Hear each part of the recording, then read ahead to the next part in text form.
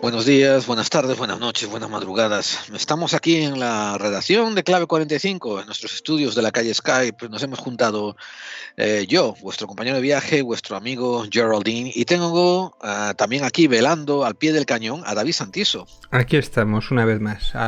Y nunca mejor dicho, al pie del cañón. La verdad es que sí, vaya día, vaya día. Vaya que día, ¿verdad?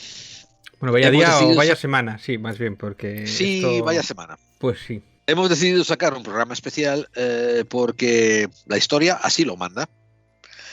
Y no digo las historias, ni los cuentos, ni las anécdotas, digo la historia con H mayúscula. ¿Qué pasa? Pues que a 17 de agosto estamos presenciando un evento muy curioso. No sé si pasará a la historia, ¿no? En los anales de las grandes enciclopedias, o simplemente será una entrada más en las páginas de Wikipedia. ¿Tú qué opinas? Yo creo que esto es historia realmente y va a marcar en una más, pero una de las más gordas vergüenzas del mejor país del mundo. ¿Sabes? Esto lo he dicho con ironía, lo del mejor país del mundo. Es Claro. vergonzoso, o sea, es tremendo. Bueno, estamos refiriéndonos a la retirada de Afganistán del apoyo logístico y militar de Estados Unidos, ¿verdad? Sí, de hecho, bueno, no el hecho de la retirada en sí, sino pues todo lo que ha acontecido la retirada o la planificación de esa retirada o todo lo que ha significado esa retirada de todo mal, tarde o sea, no se puede haber hecho peor, sinceramente. Bueno, pues comencemos a narrarle los hechos que nosotros sabemos, David. Esta retirada se anunció hace, vamos a ver, hace 3 días, ¿verdad? Sí, pero estaba pactada, esto es una cosa muy importante, lo voy a poner aquí en la cámara, llevaba pactada por el señor Donald Trump.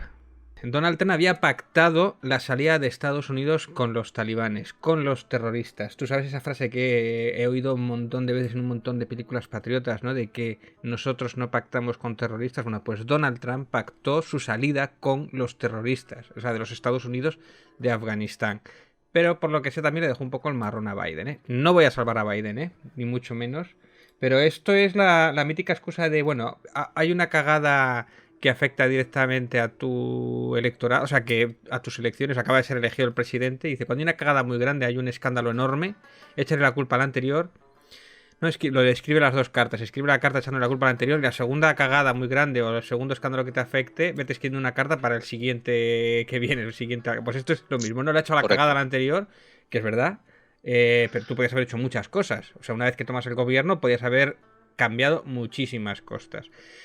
Biden defiende en un discurso a la nación la salida de Afganistán. No nos repetiré los errores del pasado, no, está haciendo otros errores. Que por cierto, errores del pasado que son suyos, porque mucha de la responsabilidad de Afganistán, Biden estaba metido en muchos de los gabinetes políticos. Recordemos que Sí, fue vicepresidente del gobierno de de Barack Obama. Obama. Ha sido ha tenido cargos importantes dentro de los demócratas. Sí, porque él ha estado corriendo para los demócratas desde siempre. Ha estado metido en políticas de los años 70. Quiere decir, ha estado ejerciendo cargos oficiales de los años 70. Ya desde los 60 estaba corriendo para, para lo que pudiera meterse, ¿no? De carguitos pequeños y Sí, sí. tal. De hecho, aquí hay una foto con Jimmy Carter, que sale como de jovenzuelo. Esto es de los años, no sé, Jimmy Carter, de los 70, años. O sea, del año. 70, 70. Él estuvo del 70 al 74, si no recuerdo mal, Mira, algo así. mira, según la Wikipedia, candidato presidencial en el 88, en el Claro, 2008, a vicepresidencia en el 2008, que fue vicepresidente de los Estados Unidos entre 2009 y sí. 2017. O sea Ajá. que, claro, es que este es un viejo preta. De hecho, venía aquí una cosa importante en la Wikipedia que estaba yo apuntando, que él, la invasión, la guerra de... Él convenció a Bill Clinton de atacar a Milosevic. O sea que muchos De de las... meterse en la guerra de Kosovo. Exactamente. Ahí también hubo un montón de matanzas. O sea que quiere decir que tiene las manos manchadas. De hecho, también hay otras cosas importantes que tras el atentado del 11 de septiembre apoyó las políticas de George Bush con respecto a Afganistán y a Irak. Bueno, recordemos una cosa, y a esto iba a ir yo. A mí me parece dantesco y me parece esperpéntico y sobre todo me parece de hipócritas canallescos que querramos que analicemos la salida de los Estados Unidos de Afganistán en el 2021 sin analizar su entrada. Como decías tú, no se trata de que alguien haga algo y le eche el marrón al que viene detrás. Se trata de decir, ¿dónde está este problema? Mirad, este problema está en que Estados Unidos lleva en guerra continua, desde 1880. Desde que acaba su guerra civil, Estados Unidos no acaba de meterse en un fregado. Siempre está metido en uno o en varios. No estamos hablando de guerras, estamos hablando de conflictos, ¿no? Conflictos bélicos, que los llaman ellos, o conflictos armados. Entonces, tienen una mentalidad intervencionista bélica, de meterse a fregados. Y por eso es que su industria armamentística, después de la Segunda Guerra Mundial, pasó un impasse. En primer lugar, que se infló como un globo, pero en segundo lugar, que ya no había guerra, entonces no sabía dónde meterse. Y continuaron metiendo las narices donde podían, que si en Corea, que si en Vietnam, que si en Irak, etcétera, etcétera. O sea, tú puedes tirar de Wikipedia y decir intervenciones armadas de Estados Unidos y vas a flipar. Tienen una cronología alucinante. Sí. Míralo. Sí. No, esto lo hemos hecho muchas veces. Y además, allá por donde pasa Estados Unidos, el país queda arrasado. Bien, esto, una vez que tú ves que este Biden es un político profesional y que está metido en un montón de girijaos de los años 70 a nivel político, si tú analizas su carrera, te das cuenta de que unas veces se vuelve más halcón que paloma. Halcón en el sentido, ¿no?, de análisis militar, de los que promulgan guerra. También muchas veces se alinea ideológicamente con republicanos. Quiero decir, él en su estado de creo que es el estado de Delaware, es un estado que, por ejemplo, menos impuestos le cobraba a las corporaciones por incorporarse en Delaware, ¿me entiendes? Era como un paraíso fiscal. Entonces, cuando llega el 11 de septiembre, y esto es un dato muy importante para entender la incongruencia de la historia de hoy. Cuando llega el 11 de septiembre, si tú analizas quiénes eran los que habían subido al avión, te encuentras con que hay flechas que apuntan a Pakistán y flechas que apuntan a Arabia Saudí. No hay flechas que apunten ni a Irak, ni hay flechas que apunten hacia Afganistán. Ahora, ¿qué ocurre 3 meses después del 11 de septiembre? Que empiezan a hacer las preparaciones para invadir Irak y empiezan a hacer las preparaciones para invadir Pakistán. Y Afganistán, como anda por ahí, vamos a mandar gente también. Sí, lo de Afganistán es algo que además Michael Moore lo criticaba muchísimo. Que tiene que ver Afganistán absolutamente. O sea, Irak, ¿qué tiene que ver Irak? No tiene nada que ver, ¿no? Exactamente. Entonces, lo primero que te voy a decir es, no sé qué, mira Estados Unidos que se está yendo de Afganistán. Mira Estados Unidos que nunca debiera haber entrado en Afganistán. De hecho, Estados Unidos recibió bastantes buenas críticas por parte de los estamentos militares internacionales cuando se dieron cuenta de que Estados Unidos estaba enviando grupos de snipers, grupos de cazahombres, en grupos de 4, como por ejemplo Navy SEALs, Green Berets, que iban en grupos de 4 y mataban a líderes de Talibán y de la Al-Qaeda.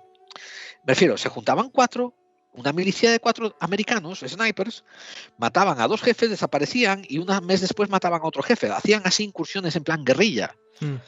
Y ese tipo de matanza quirúrgica, que lo llamaban, asesinato quirúrgico, porque tenía precisión quirúrgica, recibía alabanzas.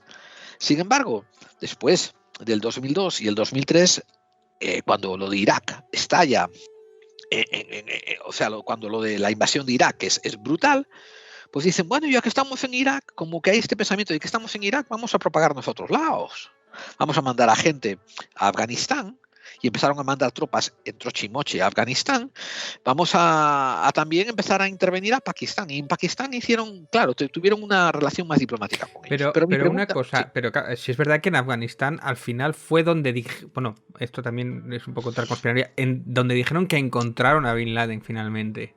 No, lo encontraron en Pakistán. En Pakistán fue.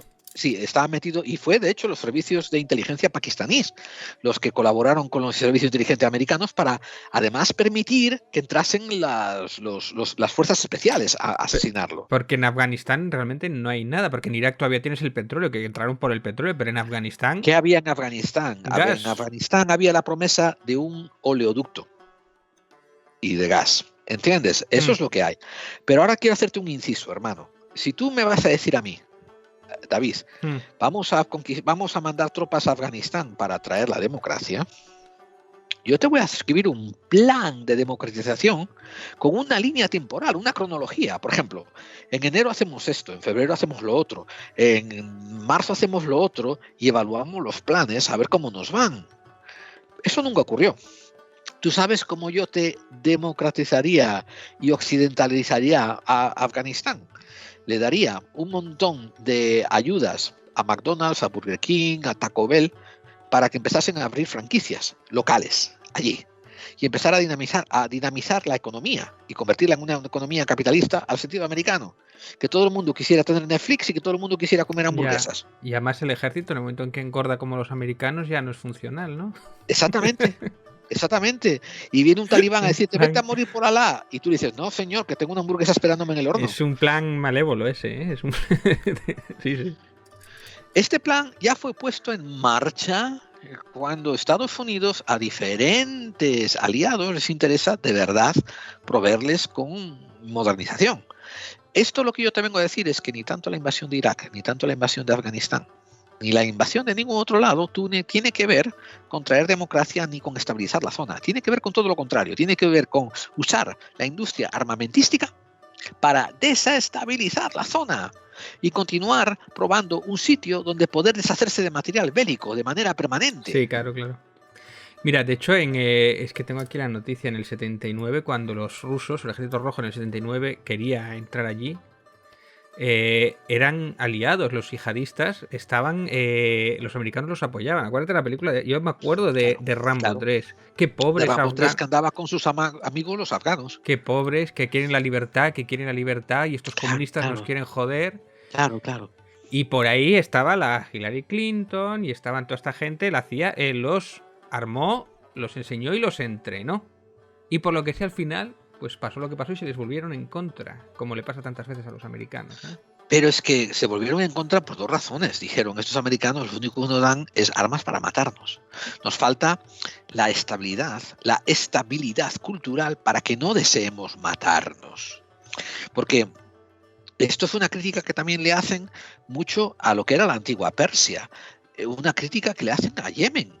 Una crítica que le hacen a otros países que Estados Unidos desestabilizó, que era el hecho de que Siria también tenía un nivel bastante avanzado cultural, pero entra la intervención norteamericana, tío, y te lo está diciendo un chaval que tiene doble nacionalidad, que yo soy español y norteamericano, y por tanto si me hice norteamericano fue a conciencia, no fue que nací aquí, no fue porque me parió un coño, ¿eh?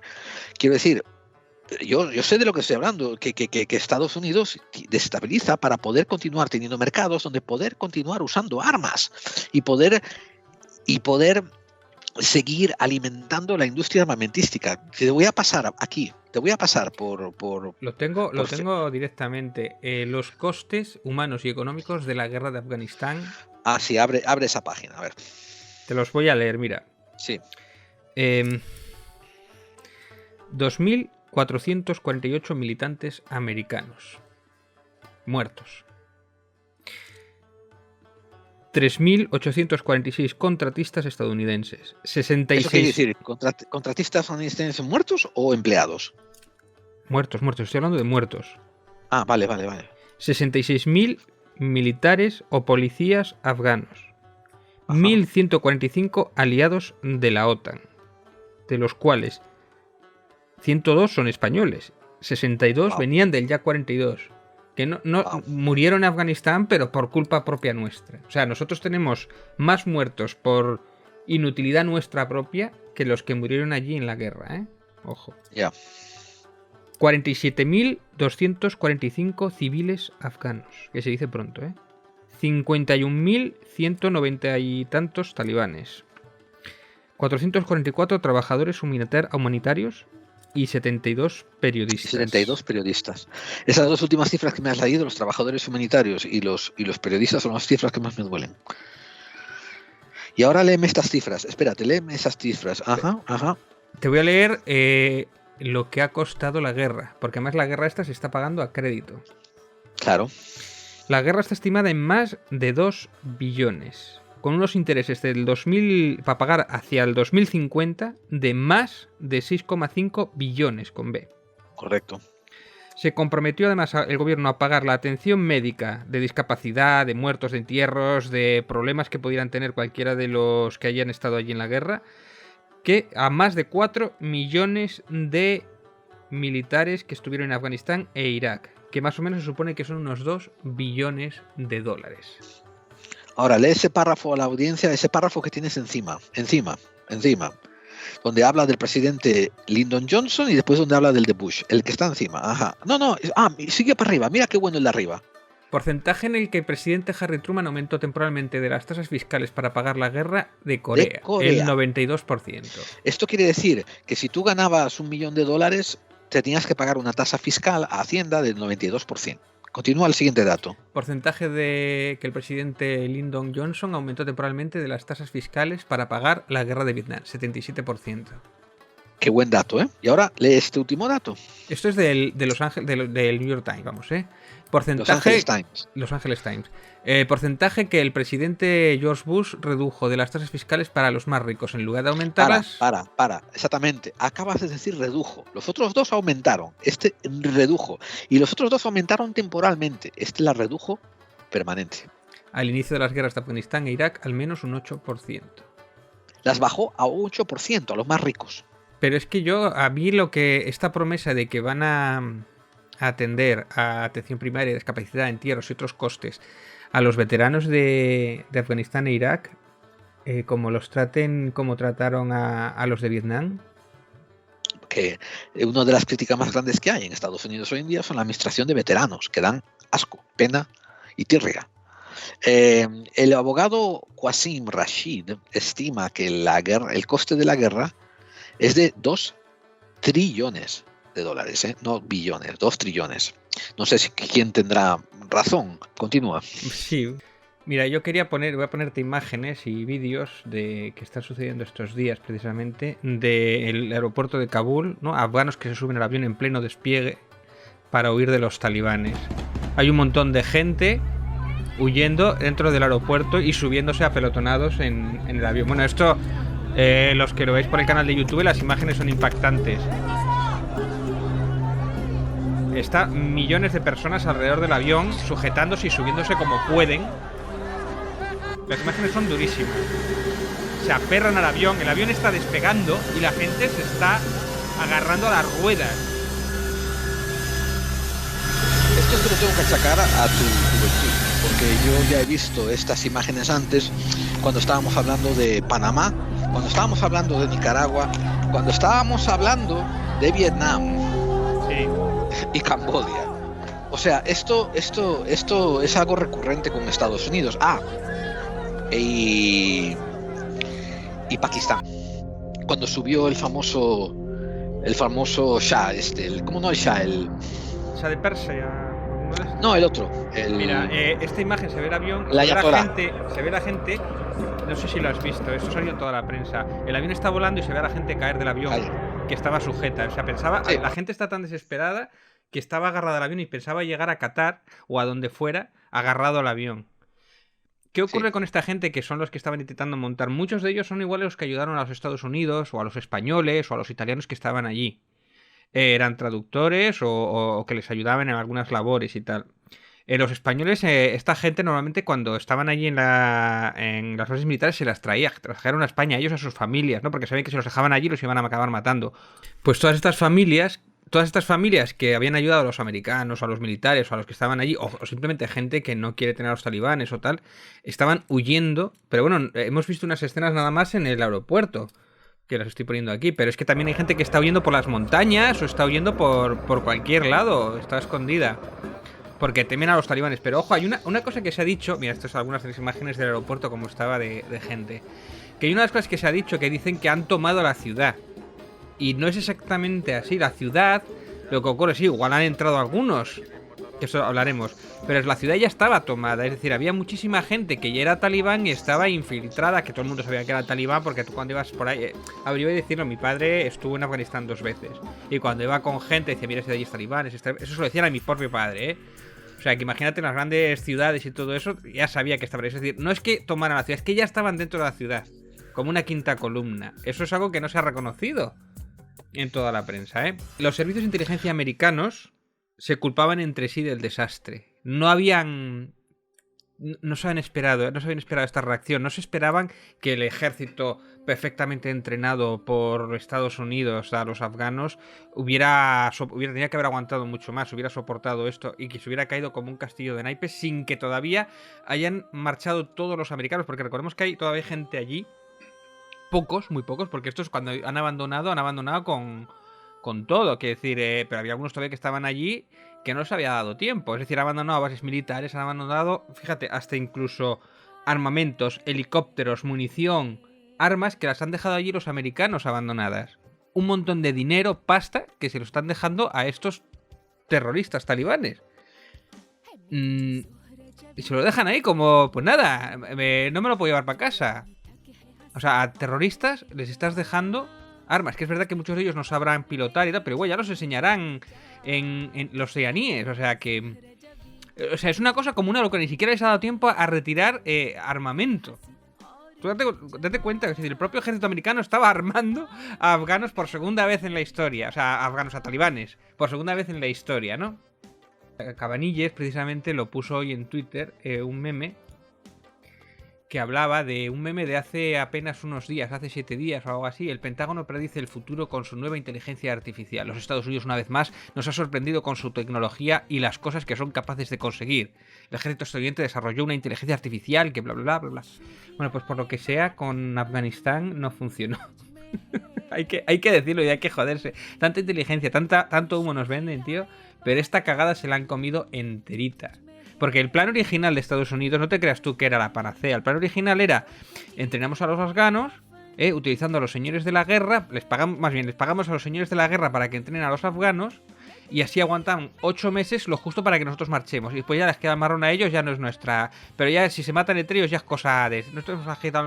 Pero que nos dé el tiempo justo para marcharnos de allí. No se esperaron que, claro, fueron días lo que tardaron en...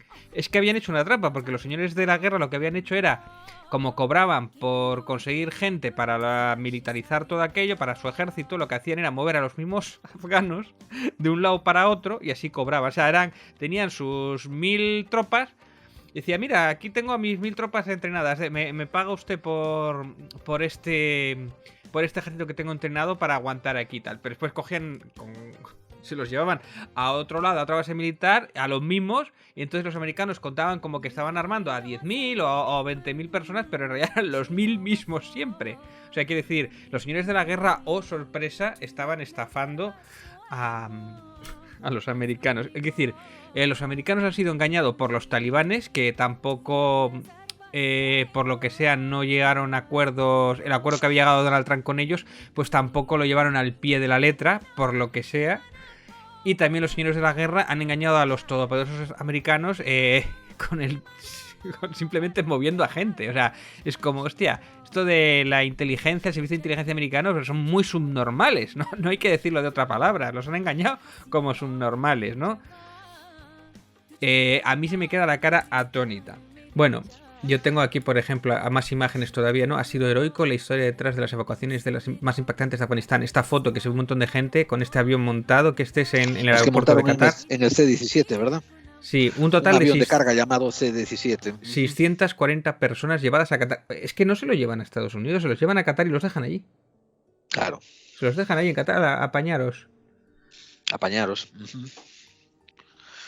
Es que tiene cojones, porque es que ahora vamos a tener otra ola de inmigración más, como ya la estábamos teniendo, de todos estos afganos moviéndose a países colindantes que al final van a acabar llevando a Europa, porque esta gente quiere llegar a Europa o a Estados Unidos, ¿eh? Cosa que me parece normal. Quieren llegar a donde haya prosperidad. Te repito, tú ofrécele un poco de prosperidad en su propio país y no se van. Nadie quiere tener que cambiar de lengua, nadie quiere tener que cambiar de costumbres, nadie quiere tener que aprender de otra geografía diferente. Dale un poco de prosperidad y un poco de seguridad íntegra, física, que es lo que no son capaces de dar Estados Unidos. O sea, yo lo que te estoy pidiendo a ti y a los oyentes, pero a ti porque eres el placebo de los oyentes, ¿no? El sustituto de los oyentes, pero lo que le estoy pidiendo a los oyentes es que entiendan que cuando hay una intervención armada tienes que decir qué vas a conseguir con ella. Y tienes que decirme cuándo vamos a analizar los objetivos de lo que vas a conseguir. Y si me vas a dar abstracciones, como decir, bueno, es una cosa a largo plazo, que eso lo hizo Bush. Bush hijo dijo, estamos en guerra perpetua contra el terrorismo. De aquí en adelante esta es la nueva forma de vida, nunca saldremos de esto, estaremos siempre en guerra perpetua contra el terrorismo. ¿Eso qué quería decir? Vamos a abrir los grifos de la industria armamentística para pagar esta guerra. Y así lo hicieron. Sí, sí. Y nadie les exigió. Es que lo que menos les interesa es instaurar una democracia. Esa es la excusa. Exactamente. Es lo que menos les interesa. Eso es lo que te vengo a decir. No me vengas a tú decir, mira lo que está haciendo Biden ahora, mira lo que está haciendo Trump, mira lo que está haciendo Barack Obama. Barack Obama, al final de su mandato, empezaron a revisar los logros que había tenido durante su mandato y descubrieron que era un presidente tremendamente belicoso. No solamente que continuó con los presupuestos que había anteriores para la industria armamentística, sino que además era el presidente conocido como el asesino de los drones, porque era el que más gente había empezado a matar a través de drones. Sí, sí, con el Nobel de la Paz, además, sí. Con el Nobel de la Paz entre sus piernas. O sea, por favor, que no se trata de decir este presidente o el otro presidente, es una administración, joder. O sea, yo la única vez que hago esas excepciones es cuando veo a un parásito como Trump, cuando hizo las gilipolletas que hizo, ¿no? Que era irse a su resort, haciendo a su hotel, haciendo que la gente del pueblo le pagase su estancia, y eso se lo empoquetaba a él, se lo metía él en su bolsillo, que es una historia distinta. Pero, sin embargo, estas pólizas, como tú dijiste hace un rato, estas pólizas de evacuación ya empezaron a firmarse bajo el mandato de Trump. Y esto no quiere decir que las iniciara él, te lo digo en serio, esto no quiere decir que las iniciara él.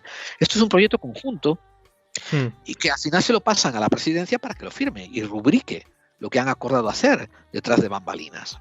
Es tremendo, sí.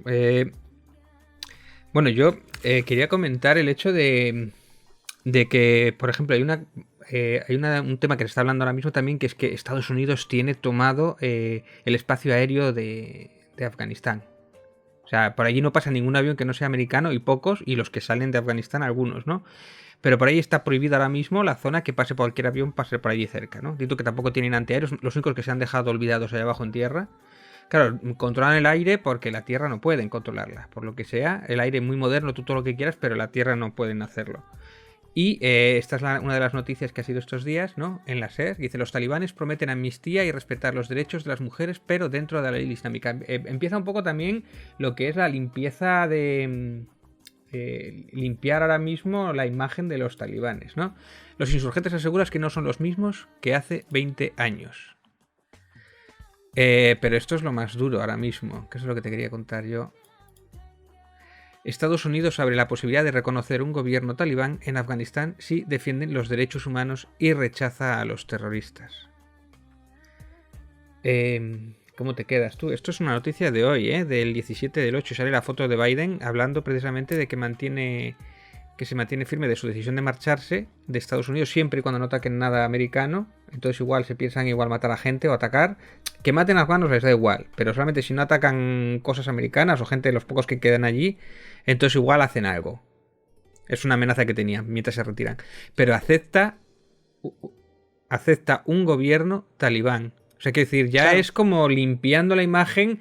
Esto es control de daños. No sé si lo ves así. Sí, lo veo así completamente. No solo eso, sino que te acabo de mandar un artículo del CNB, de la CNB, que dice por qué los talibanes no son designados como organización terrorista.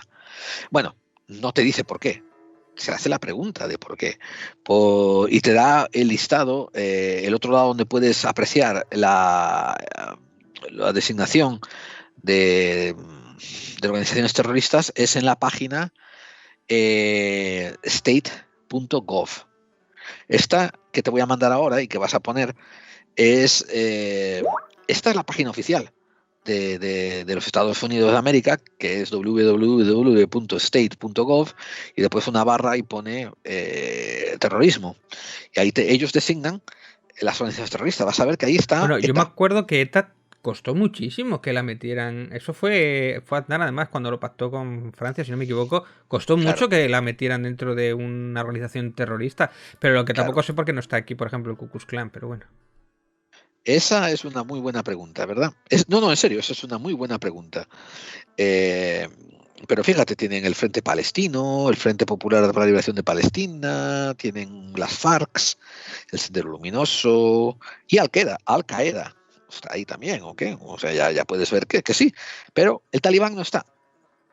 Y uno se pregunta, ¿qué pasa? O sea, ellos tienen las armas de adorno, tienen las metralletas, las AK-47 para que no se metan con ellos, pero prefieren no usarlas.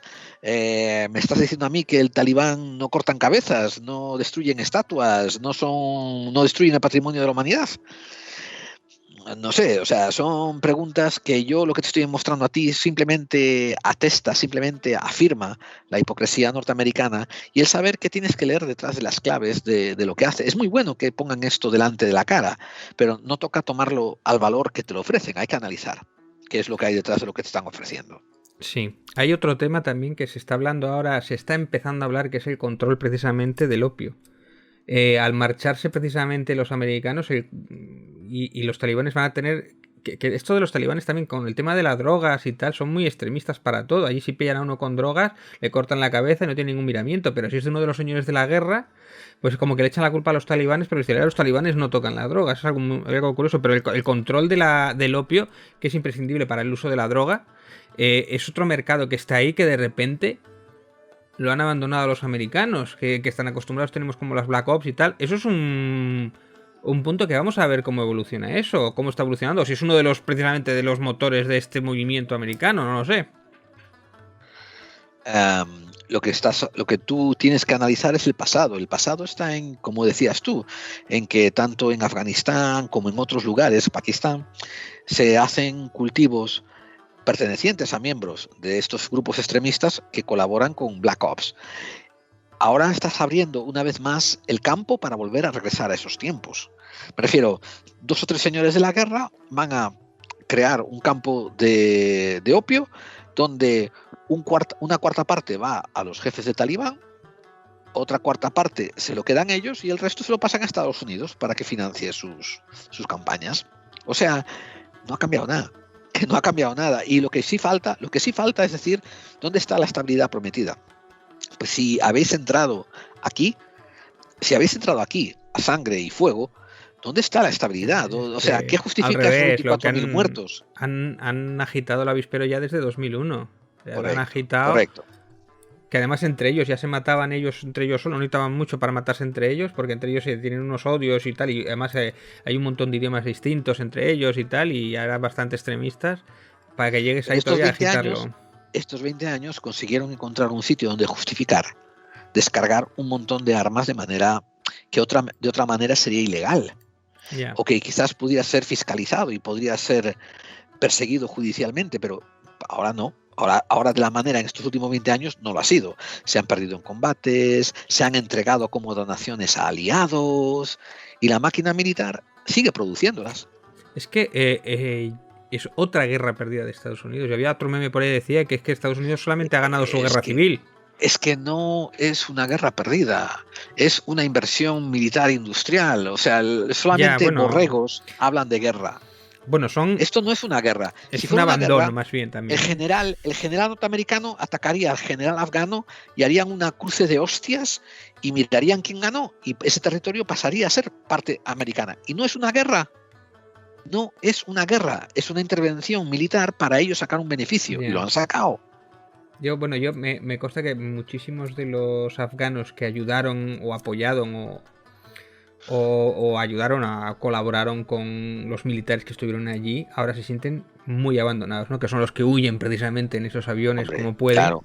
Claro. Y yo quería acabar con esta imagen que salió en público además. La viuda del comandante Ripollés, muerto en el siniestro del Jak-42, que volviendo de Kabul. Dice, ¿y todas estas muertes para qué? Sí. Entonces sale la escena de la foto precisamente del funeral. Los patriotas O sea, deberían de estar... O sea, de hecho los militares en general están muy enfadados, ¿no? Pero que no sé, hay mucho patriota hoy día que está callado con todo lo que está pasando en Afganistán. Yo no sé cómo lo ves esto, tremendo, ¿no? Yo lo que veo es que eso que tú dices, los patriotas o los putriotas, los que se pudren de patria, ¿no? Pero no hacen mierda, esos son igualito que la retórica norteamericana de barre para casa, ¿no?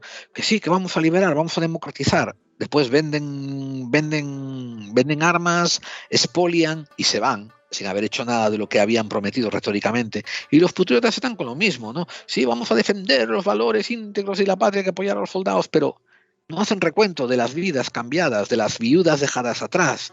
No hay en fin, yo creo que tantos se envuelven con la bandera que se les asfixia las neuronas y dejan de comportarse racionalmente, ¿me entiendes? Porque están en un estado de hipoxia, asfixia, ¿no?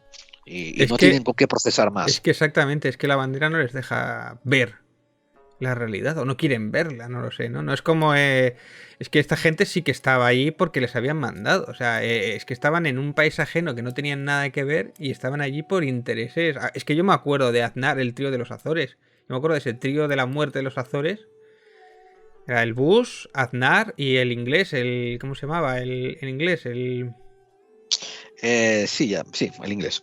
El inglés, sí.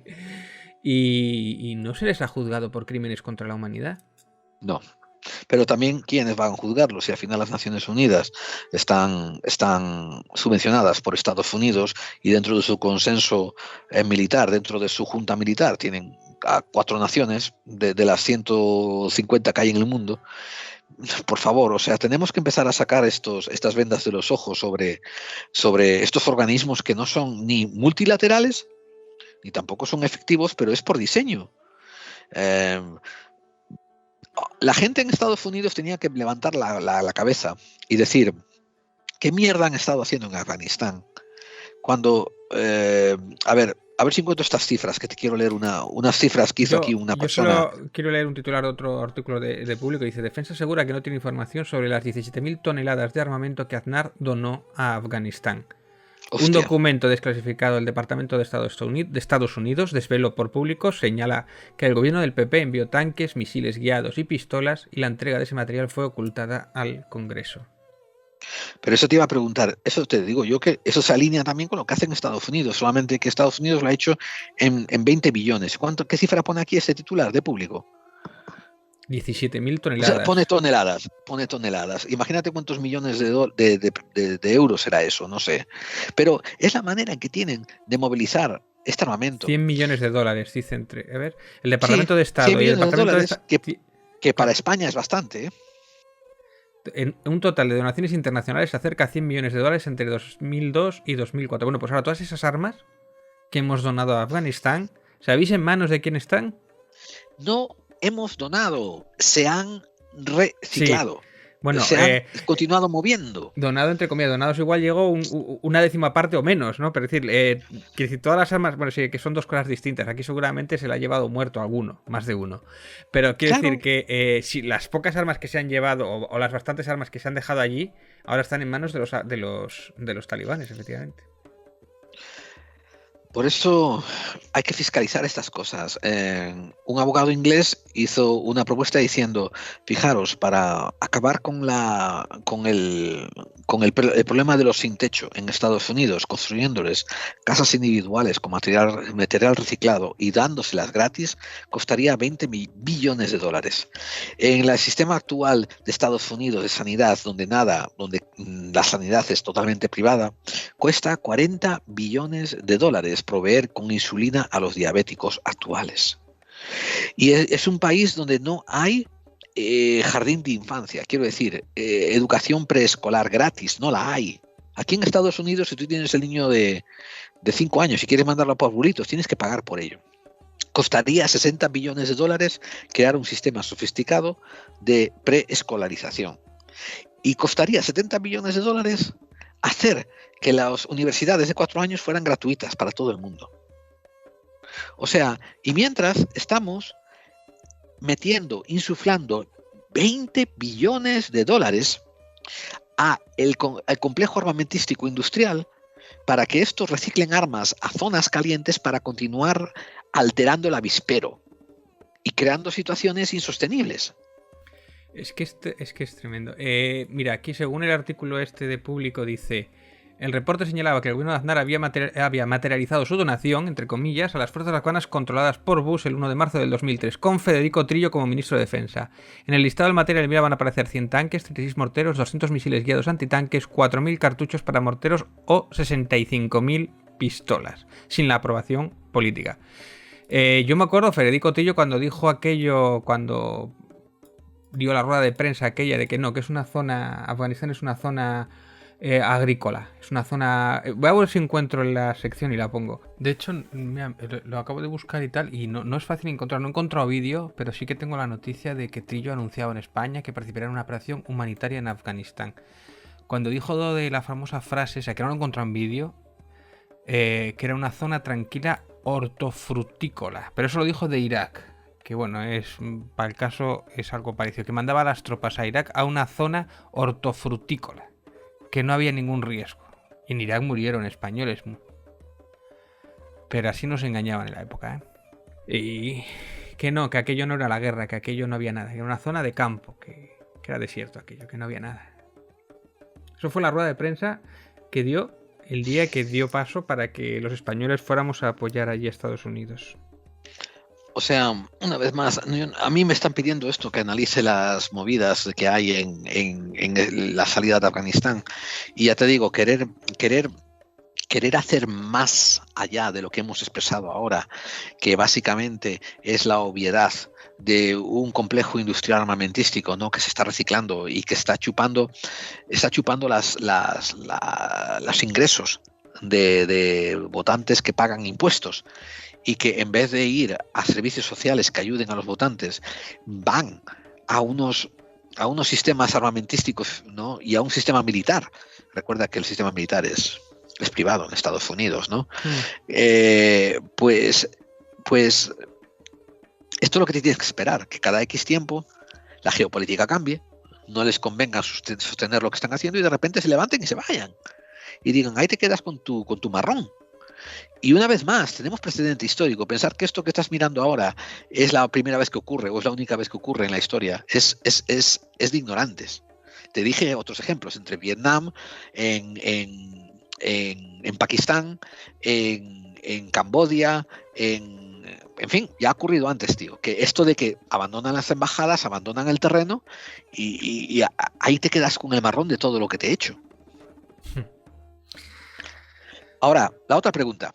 Esto está hecho a propósito para permitir las mareas de inmigraciones hacia Europa, para fomentar las mareas de inmigraciones hacia Europa. Buena pregunta. Yo tengo mis dudas. Yo creo que es que Estados Unidos hace su mierda, se la cree, hace sus negocios, pero las consecuencias le importa 3 cojones. Hay un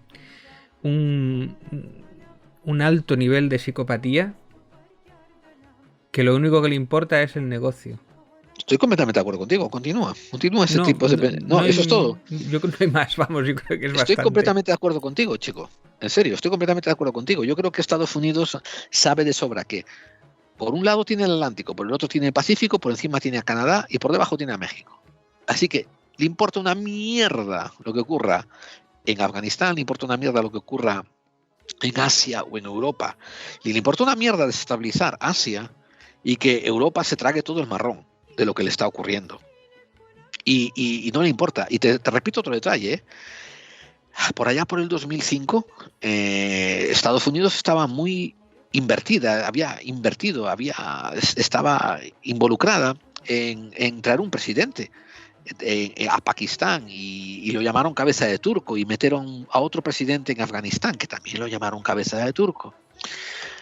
Pero esto todo es posar para la foto. Detrás, ellos lo que quieren es, querían eso, asegurarse que el oleoducto iba por los cauces que ellos querían que fueran. Porque, al igual que ocurrió en 1930, cuando Smedley Butler escribió La guerra es una estafa, War is a Racket, tanto ocurrió ya en 1920 como ocurre ahora en el 2020, que el complejo militar está a servicio de ciertas industrias. En este caso en particular fue el petróleo. Tú tampoco no te has percibido que a partir del 2010 yo te di a ti noticias diciéndote que fíjate cómo la British Petroleum, la BP, empieza a sacar sus inversiones sobre el petróleo crudo y empieza a invertir en energías eólicas. Sí. Y llegó el 2020 y resulta que aquella inversión que habían hecho hacía 15 años en Afganistán ya no les conviene. Así que levántate el derete y vete a otro lado. ¿Sabes lo bueno que les queda a Estados Unidos? Les queda una área revuelta que, como te digo, ahora se va a convertir en una productora de opio cojonuda que va a seguir financiando operaciones negras y a las que ellos van a poder seguir vendiendo armas. Yeah. Sobre todo las armas que no les hace falta. Así que Estados Unidos está haciendo lo que hace mejor, que es continuar alimentando la máquina armamentística industrial. Ese es el fin de mi análisis. Tremendo. Lo que pasa es lo que dices, que ellos marchan de allí, han gastado no sé cuántos millones, tienen un montón de deuda, han invertido en... Claro, es que igual nos equivocamos en decir, es que Estados Unidos ha gastado un montón de dinero, claro, pero los que de verdad mandan han ganado mucho dinero sacando de las arcas americanas. Yo nunca he dicho que Estados Unidos ha gastado. Estados Unidos ha invertido, ha redirigido ese dinero. Y se lo han ganado quien ha tenido que ganarlo, que son los capitanes de esas industrias, los de Boeing, los que hacen los aviones paramilitares, los que hacen las bombas, los que hacen las metralletas. Esos siguen ganando todos. La Colt, claro. la Remington. Esos están hasta las trancas, tío. Y mira, me están diciendo aquí en Estados Unidos, hay mucha gente que está en contra de la NRA, National Rifle Association. ¿Sabes que le han hecho una demanda? ¿Ah, sí? ¿A la Sociedad del Rifle? Sí, señor. Y la Sociedad del Rifle, cuando interpeló que tenían que derogar esa demanda y no le fue aceptada la derogación y el juicio continúa, empezó a darse en bancarrota la Asociación del Rifle. Pero lo que hizo un analista de la CNN fue dejarnos saber que la NRA es básicamente la rama nacional de la industria armamentística. Quiero decir, es como esta multinacional Toyota que vende coches a todo el mundo y que después tiene una pequeña sucursal para vender coches en Japón, ¿no? Sí. Pero si le pasa algo a Japón, su verdadero negocio está en el resto del mundo. Que eso es todavía lo que ocurre a todas las industrias que están subvencionando la NRA. Quiero decir, las compañías que subvencionan a la NRA, que su verdadero pico, su verdadero empuje, su verdadero meterse la mano en el bolsillo y sacar un fajo de billetes viene de todos estos contratos y todas estas reventas de armas que ellos hacen por debajo de la mesa a los señores de la guerra, a operaciones negras, a operaciones encubiertas, etcétera, etcétera. Y continuar fabricando. ¿Tú sabías que hay contratos? Por ejemplo, con la compañía Remington, que hace rifles. ¿Tú sabías que hubo contratos que decían que tenías que producir 100.000 rifles por 100 millones de dólares? Un ejemplo que te doy, ¿no? Pero cuando tus rifles se hacían obsoletos y no servían para la guerra en la que estábamos, tú tenías que demostrar que los sigues produciendo a pesar de que yo no te los compro y yo te los pago. Y tú quedas libre de volver a revender esos rifles. ¿Qué es lo que hacen? Que yo ya te he comprado. Es que además, ¿sabes a quién se lo venden? Muchas rifles o material obsoleto se lo venden. Por ejemplo, España le compra armamento obsoleto o relativamente obsoleto a Estados Unidos. Y nosotros a su vez igual se lo revendemos a otros países. Pues a veces Marruecos, últimamente no porque no estamos muy ahí para allí. Pero sí lo vendemos a otros países de por ahí abajo. Por favor, entended esto. España, a nivel europeo, es uno de los mayores revendedores de armas del mundo. Y España no tiene ni siquiera arsenales para guardar esas armas. Lo que tienen es la equivalencia de los stock brokers, los corredores de bolsa, solamente que lo hacen en corredores de armas. Quiero decir, un agente licenciado para correr con armas en España encuentra un contrato de la Remington en Estados Unidos, encuentra un comprador en Afganistán, Él hace el contacto, recibe los fondos, se los manda a Estados Unidos y después designa en los Estados Unidos que se los manden por avión a esa persona en Afganistán. Y nunca tocan España, pero el dinero de la transacción se queda aquí. O sea, esto pregúntaselo a algún militar, investígalo, que vas a ver que en España, como te digo, se hacen de oro, haciendo corredores de armas. Y muchas de estas armas ni siquiera tocan el suelo español. Pero no solo con las armas, que decir, también con aviones, con coches militares, con tanques, con todo tipo relacionado con efectivos militares. Sí. Efectivo militar, completamente. Somos con minas, los mayores. Con minas que están mal. Somos, bueno, todo está mal, no me jodas. No, pero me refiero, cuando digo que está mal, me refiero que son minas que están caducadas y las tenemos ahí que pues se las revenden o sea, que no sé si me explico, claro. Con material a veces defectuoso o gastado o ya obsoleto. Sí. Eso es lo de menos.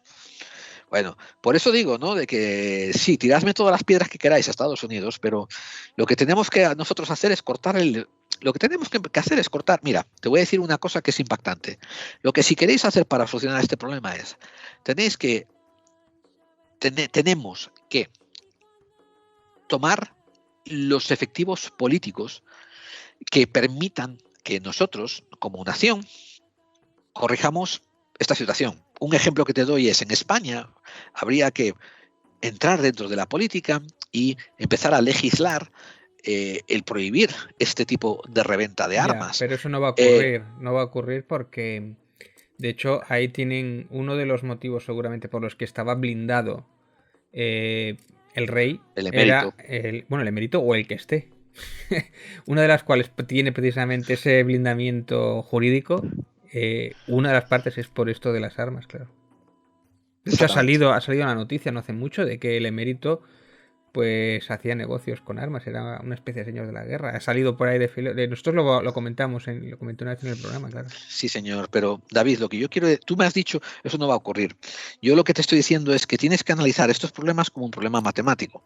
Tú dices, esto es el objetivo que quiero alcanzar, estas son las variables que tengo que solventar, tengo que mirar qué me hace falta para solventar esas variables, poner en práctica esa acción para solventar esas variables y, a ser posible, crear pruebas, crear sistemas de balances una vez que está esto puesto en práctica para asegurarme que esto está funcionando, no olvidarme de ello. Si eres capaz de hacer eso, o sea, si eres capaz de hacer eso, solucionas el problema. ¿Ahora qué?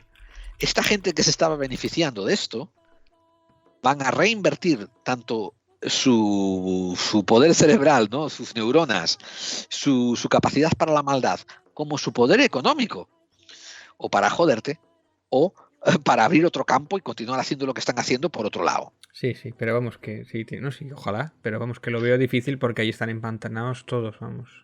Oye, yo quería comentarte solo, ya para acabar, yo creo, el tema de que se habla mucho de la mujer en Afganistán, que ha sido siempre muy maltratada, y especialmente ahora hay un gran miedo, que es curioso que haya ahora más miedo que antes también era súper maltratada, pero bueno, ahora es como que hay más miedo normal, porque siempre en momentos en que hay agitación social, la mujer siempre es una de las que más lo va a sufrir a todos los niveles. Y hay una de las cosas que me ha llamado la atención, el tema del burka, ¿no? Que se ha hablado de que antes de que estuvieran los talibanes en la capital y ahora que están en el talibán, que las periodistas se ponían el velo. Y ha tenido que salir a desmentir, no, que ya me lo ponía antes, que no, era como que ha habido ahí un montón de fake news o de fotos que no correspondían. Yo no sé por qué la gente tiene el interés de difundir fotos que no corresponden con la realidad, tal. Bueno, pero el caso es que el tema del velo, es que sobre todo en Afganistán, nosotros lo vemos desde un prisma europeo o de occidental, pero el tema del velo allí, o sea, yo estoy en contra del velo, no me gusta nada el velo, nunca lo prohibiría, pero no me gusta nada. Pero el tema del velo allí con la mujer es especialmente autodefensivo. Porque el tema de que un hombre vea a una mujer y pueda hacer lo que le dé la gana con ella, y encima si ella denuncia o tal, la van a acusar a ella, la que van a meter en la cárcel es a ella porque va provocando.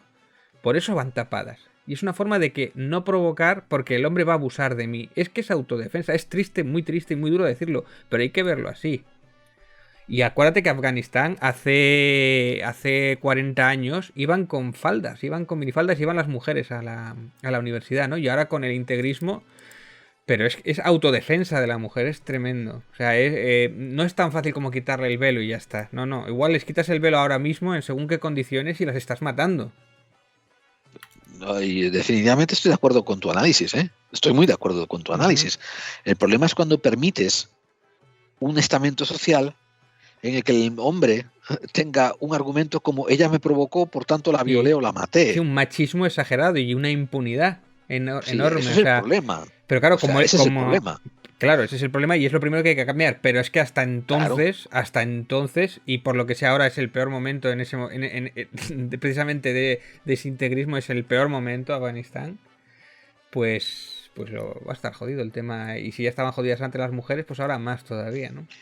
Mira, esto abre un melón que te lo voy a dejar aquí abierto y no lo voy a cerrar, pero te lo voy a dejar aquí abierto, que es simplemente el melón de las integraciones emigratorias. Quiero decir, dentro de poco van a llegar un montón de afganos a Francia, a Alemania, a Suecia y a España, huyendo del talibán. Esto se va a volver a reiniciar. El problema de los guetos, de las comunidades y de la falta de integración con las poblaciones locales. Y aquí se va a volver a hablar. Esto va a dar mucho pie a que mucha gente ponga el grito en el cielo sobre manadas. Por ejemplo, he seguido muy de cerca cierto criticismo que a mí me parece parcialmente justificado que hay sobre asaltos sexuales que ocurren en España a mujeres y cómo se protegen más cuando se trata de inmigrantes, porque dicen que no quiere que la prensa parezca racista, que cuando son, por ejemplo, asaltantes nacionales. Todo este caldo de cultivo que se va a crear con la falta de integraciones por diferentes culturas que se chocan, va a favorecer a lo de siempre, a los casposos, a los supercarcas, a los que se levantan cepillándose los dientes con la mano alzada y cara al sol. Y en fin, es otro melón que te abro, hablándote de que la inseguridad ciudadana es parecido a lo que ocurre con Estados Unidos y Afganistán, donde revuelven la marea y les conviene a todos, y a lo mejor también incluso en Europa, como en España, la inseguridad ciudadana, sí. Les conviene también al estamento nacional para decirte, mira esos moros de mierda, fíjate qué malos son, mientras no te dicen lo que está haciendo el emérito. Ya. No, pero si es que además eso, yo quiero saludar a los de mediterraneodigital.com, que siempre en su inicio siempre tienen 2 o 3 noticias de algún inmigrante que viola o mata a una mujer. Detenido un colombiano por golpear, aplastar contra la pared o no sé qué a una anciana con andador. 2 inmigrantes violan a una mujer en Córdoba y el juez los deja en libertad. Pero estas noticias las intentas contrastar y nunca la hay en ningún otro lado. Y nunca son... O sea, no... Es decir, solo les preocupa los hechos de los inmigrantes. Los otros hechos no va con ellos. Claro. Fíjate tú, que esto es algo que habíamos hablado tú y yo brevemente, ¿no? Sobre que el crimen, a veces las leyes ponen un diferente peso a gente de diferente raza o diferente nación que se la pone a los nacionales, y si eso es justificado o no, porque un crimen es un crimen. Me refiero, escucha, si tú escuchas audiencia, tú tienes una hija o tienes una madre y es violada, yo creo que debiera darte igual que la polla que le entre es un negro de Ghana o que sea de un español de Cáceres. Es lo que yo creo. ¿Te acuerdas lo que nos contó nuestro amigo Miguel? Que en una charla que, no sé, ya la escucharéis, que hablamos sobre el racismo con Miguel. Precisamente un dato que a mí me llamó mucho la atención. Si te vas a los datos, la cantidad de hombres blancos que violan a inmigrantes es muchísimo más que al revés. Que inmigrantes que violan a mujeres blancas. Como dije, es un melón que vamos a abrir y vamos a dejarlo en plan cliffhanger. En plan, aquí os dejamos esto para pensar. Y nada más, para especial yo creo que hemos cubierto 1 hora entera y creo que hemos dado muchísima información. ¿Te parece, David? Perfecto, yo encantado. Bien, amigos, esto ha sido un especial la salida de Estados Unidos de Afganistán, de Clave 45. Yo soy Gerald Dean. Y yo soy David Santiso. Y esto ha sido, como decimos, Clave 45, un programa que hacemos para aquellos que intuyen que las conspiraciones existen, y aquí hemos dado varias claves de qué tipo de conspiraciones existen y qué lecturas podemos hacer basadas en las conspiraciones y la geopolítica. Y, David, ¿dónde quedan los Anunnakis? ¿Qué tendrán que ver los reptilianos con esta salida de Estados Unidos? Ya. ¿Y los arcontes? ¿Tú crees que los arcontes están detrás de esto, que han influenciado todo ello? Sí, además últimamente los poderosos están perdiendo, ¿no? O sea, que decir, date cuenta, el todopoderoso ejército americano, igual pues igual los dioses de los afganos han sido más poderosos que los Anunnakis de los americanos, no lo sé. No lo sé, ¿verdad? Nos hace cuestionarnos todo esto. Bien, el próximo lunes saldremos con nuestro programa típico por Edenex y el próximo martes por iVoox. David, ¿nos vemos el próximo lunes? Ahí estaré, al pie del cañón.